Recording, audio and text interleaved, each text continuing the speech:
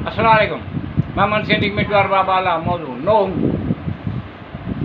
सैराब ज़मानू एक तरफ़ टिन ॾींहंनि जो प्यासो एक तरफ़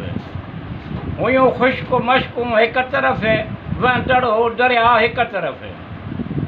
ऐं हासुल दुनिया छा चवां ऐं नैयर ईमा छा चवां दुनिया जा इरादा एक तरफ़ तुंहिंजा इरादा एक तरफ़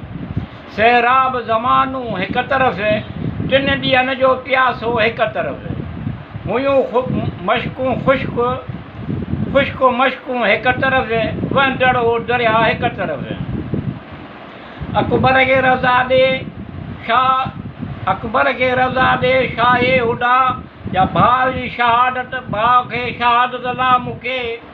आहे कुवटे बाज़ू एक तरफ़ पीरीअ जो सहारो एक तरफ़ सैराब ज़मानू एक तरफ़ टिन ॾींहंनि जो प्यासो एक तरफ़ हुयूं ख़ुश्क मश्कूं एक तरफ़ वहंदड़ो दरिया एक तरफ़ हो अहिड़ो आबिद जंहिं कयो इबादत बि सदाईं नाज़ो कयो हो अहिड़ो आबिद जंहिं कयो इबादत बि सदाईं नाज़ कयो आलम जूं नमाज़ूं एक तरफ़ शबीर जो सजदो एक तरफ़ सैराब ज़मानू एक तरफ़ टिन ॾींहंनि जो प्यासो एक तरफ़ हुयूं ख़ुश्क मश्कूं एक तरफ़ वहंदड़ो दरिया एक तरफ़ सब्र जे दुनिया जा मालिक ऐं राहे सदाकत जा मालिक सब्र जे दुनिया जा मालिक ऐं राहे सदाकत जा मालिक दुनिया जा फसाना एक तरफ़ ऐं तुंहिंजो फसानो एक तरफ़ सैराब ज़मानू एक तरफ़ टिन ॾींहंनि जो प्यासो एक तरफ़ हुयूं ख़ुश्क मश्कूं एक तरफ़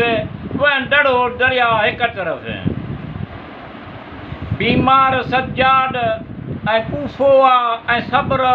ऐं रज़ा जी मंज़िल आहे बीमार सजाद ऐं कूफोआ ऐं सब्र ऐं रज़ा जी मंज़िल आहे बार टोक ज़ंजीर जो एक तरफ़ ऐं रेत टटला एक तरफ़ सैराब ज़मानू एक तरफ़ टिन ॾींहंनि जो प्यासो एक तरफ़ हुयूं ख़ुश्क मश्कूं एक तरफ़ वहंदड़ो दरिया एक तरफ़ पयूं हलनि हवाऊं गरम पियूं मिठू सदाईं प्यास लाइ पाणीअ लाइ पियूं हलनि हवाऊं गरम पियूं मिठू प्यासो लाइ त पाणीअ ते आहे मश्क सकीना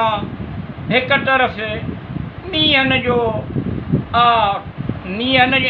नीह तीरनि जो आहे एक तरफ़ पयूं हलनि हवाऊं गरम पहिरियों मिठू प्यास लाइ न पाणीअ ते आहे मश्क सकीना एक तरफ़ नीह तीरनि जो आहे एक तरफ़ सैराब ज़मानू एक तरफ़ टिन ॾींहंनि जो प्यासो एक तरफ़ हुयूं ख़ुश्क मश्कूं एक तरफ़ वहंदड़ो दरिया एक तरफ़